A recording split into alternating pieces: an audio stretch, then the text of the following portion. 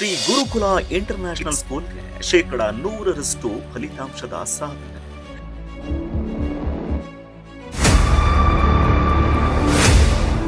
SSLC ಮತ್ತು ಪಿಯುಸಿಯಲ್ಲಿ ವಿದ್ಯಾರ್ಥಿಗಳ ಅದ್ಭುತ ಸಾಧನೆ.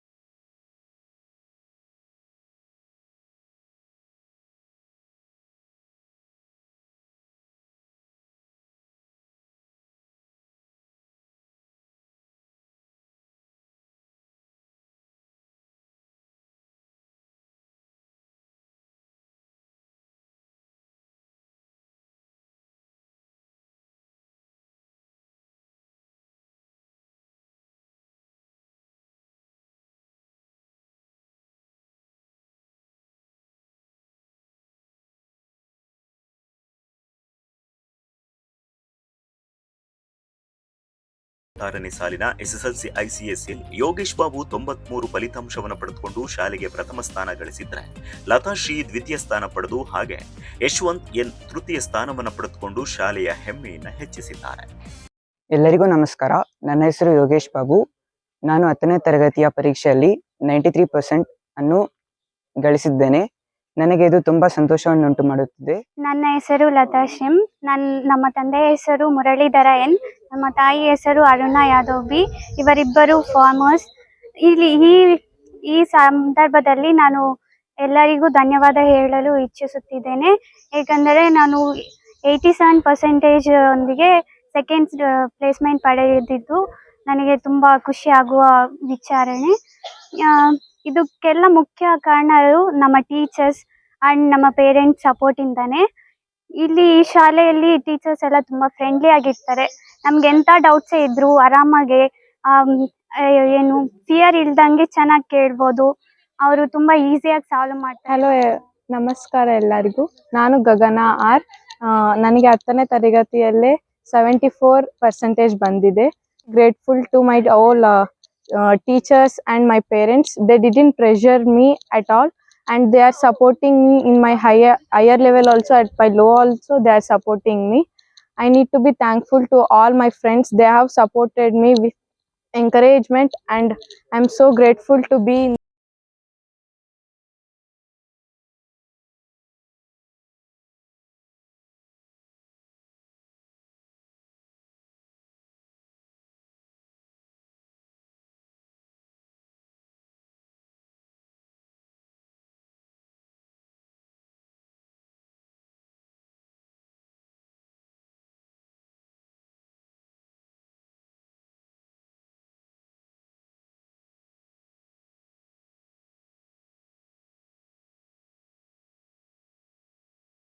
ಪ್ರಥಮ ಸ್ಥಾನ ಪಡೆದು ಕಾಲೇಜಿನ 10ನೇ ತರಗತಿಯಲ್ಲಿ 82 ಅಂಕಗಳನ್ನು ಪಡೆದಿದ್ದೇನೆ.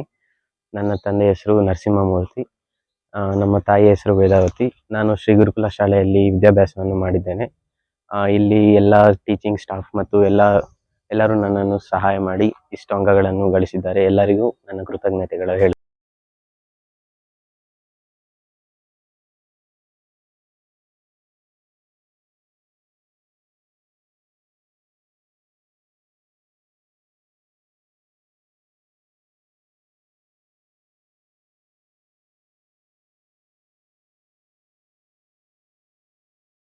ಬಂದಿದೆ. Example of poetry in Kannada.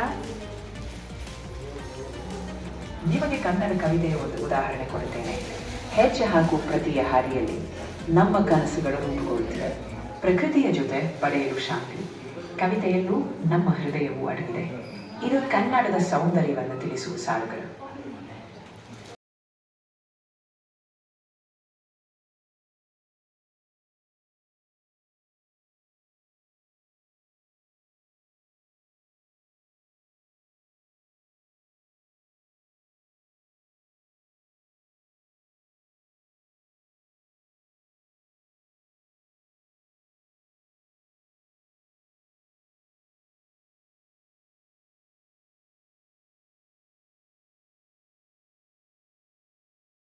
Nagabhushan ಅಂತ, ಶ್ರೀ ಗುರುಕುಲ ವಿದ್ಯಾಸಂಸ್ಥೆಯ ಕಾರ್ಯದರ್ಶಿ.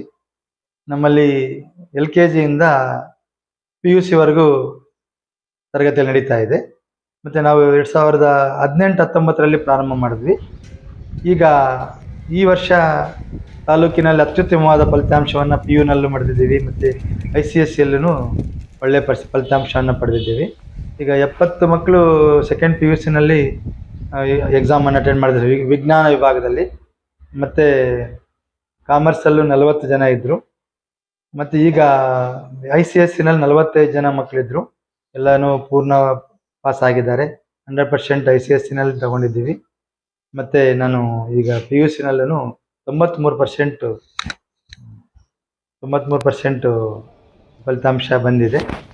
ಮತ್ತು ಈಗ ನಾನು ಗ್ರಾಮೀಣ ಭಾಗಕ್ಕೆ ವಿಶೇಷವಾಗಿ ಒತ್ತು ಕೊಟ್ಟು ಬಸ್ಸಿನ ವ್ಯವಸ್ಥೆ ಮಾಡಿ ಸುಮಾರು 16 ಬಸ್ಸನ್ನು ನಾನು ನಡೆಸ್ತಾ ಇದ್ದೀನಿ. ಅತಿ ಕಮ್ಮಿ ಫೀಸ್ ತಗೊಂಡು ಗ್ರಾಮೀಣ ಪ್ರದೇಶದಲ್ಲಿ ಶಾಲೆ ನಡೆಸೋದು.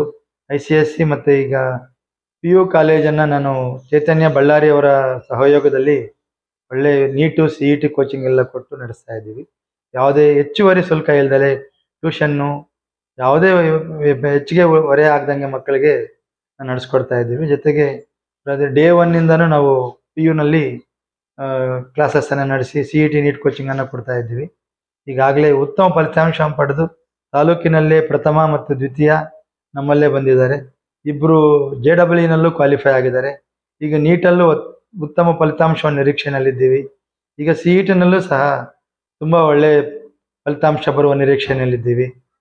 ಇಷ್ಟು ಹೇಳಿ ಮತ್ತೆ ನಾನು ಈಗಾಗಲೇ ಈ PUನಲ್ಲಿ ಸೆಕೆಂಡ್ PUCಗೆ ತರಗತಿಗಳನ್ನು ನಡೆಸಿ ಸುಮಾರು ಸಿಲೆಬಸ್ಸನ್ನು ಆಗಲೇ ಮಾಡಿಕೊಟ್ಟಿದ್ದೀವಿ.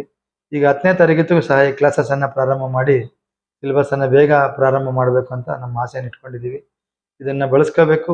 ಗ್ರಾಮೀಣ ಭಾಗದಲ್ಲಿ ಈ ಒಂದು ICSE ಮತ್ತು PU ತರಗತಿಗಳು ನಡೆಸೋದು ಒಂದು ಚಾಲೆಂಜಾಗಿ ತಗೊಂಡು ನಡೆಸ್ಕೊಡ್ತಾ ಇದ್ದೀವಿ.